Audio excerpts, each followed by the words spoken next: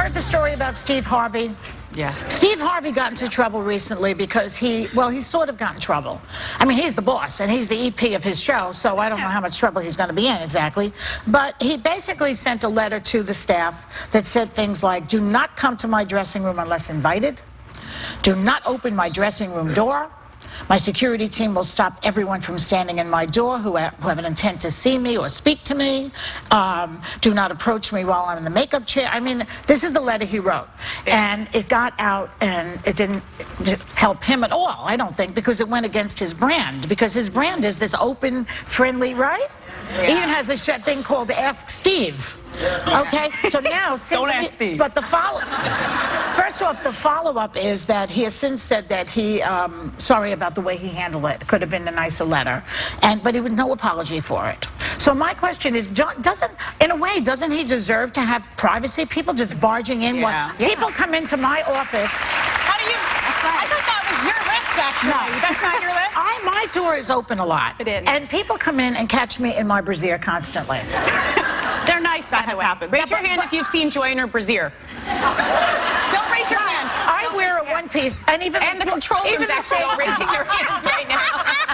But I wear a one-piece like a bathing suit, so I don't think it's really that bad, frankly. No. Is it? You look amazing, Joy. Oh, shut up. You do. So anyway, so my question to the panel is, isn't there like a certain amount of privacy that somebody expects when he is getting changed or when he's having his hair done? It sounds like this is all pre-show because he's talking about the makeup room, the dressing room. And one thing I think that can be difficult is when you're trying to prepare for the show, there's still work you're doing, and because he's the boss, people are probably coming to him about other questions about the show and everything else. Yeah. You sometimes need to put your thoughts together. He's speaking for a living, and he's going to be going on set, so maybe his tone wasn't correct, but I do get drawing some boundaries about, I kind of just need to get in my space before I take the stage. Right. But I just wish there was one nice part of the letter.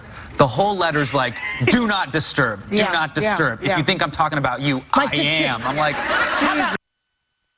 Just be like, you guys are all so great. I love working with you. By the way, Pizza Fridays. If you just buffered it with something nice, you'd be like, all right. See, but that wouldn't be a real moment. I think what happened was, this happens to me sometimes. I have like a tantrum, like a rant I go on.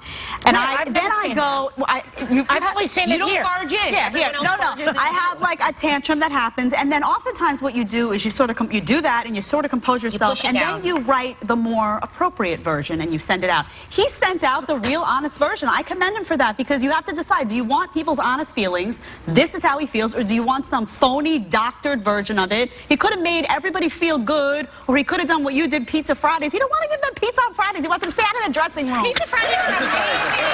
I don't agree. I still stand by I don't agree with that. You know? Sarah, you brought up boundaries, though, and I think this is a lesson to everybody. My therapist actually did, but Your therapist. Okay, give your therapist some credit. What did she say? What did boundaries. Boundaries. What about them? Drawing emotional boundaries. Oh, of course. Exactly. Yeah. Emotional, physical, but this is a lesson to all of us to draw boundaries. I know I kind of have an open door policy, but there are moments too where I just need a moment of silence. But I think about it and I'm like, this is my fault because I didn't draw any necessary boundaries. That's right. And maybe this is just too little, but some too late. people are just rude and they just barge in anyway, whether you have boundaries or not. True. Maybe he tried that too. Maybe he tried the nice way, like to talk soft about it, or obviously this seems like this was like the last straw. It was like, okay, I have to do it this way, I know, but or don't it's you not see, going to happen. as his manager, if I were his manager, I would have said, you know what? This goes against your brand. You're going to lose people.